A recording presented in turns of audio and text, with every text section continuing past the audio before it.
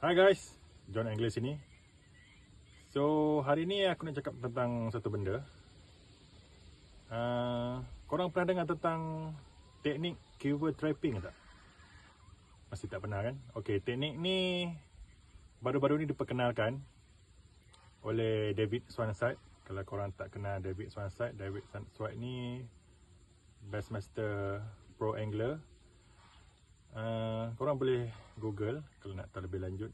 So sekarang dia bekerjasama dengan syarikat Drone Crazy International sebagai dalam bahagian R&D.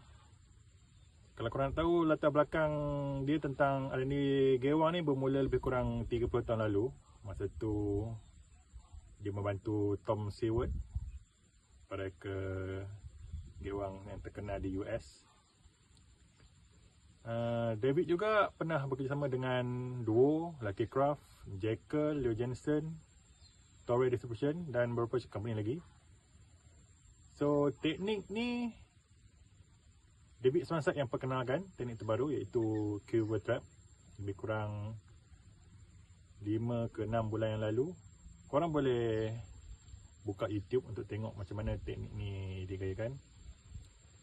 So aku memang tak sabar nak belajar teknik QT ni. David ada hantar aku beberapa gewang untuk teknik QT ni. So teknik QT ni menggunakan dua jenis gewang, gewang soft plastic dan gewang hard body.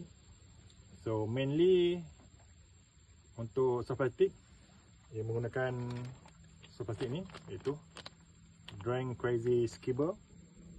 Okey. Dan untuk bersih hard body pula ISM Pole. Untuk bersih hard body. Teknik ni adalah teknik top water. Jadi nanti aku akan tunjukkan macam mana cara dia. Kalau korang nak tengok orang cakap nak belajar sesuatu macam mana teknik ni digayakan, korang boleh buka dekat YouTube, okey?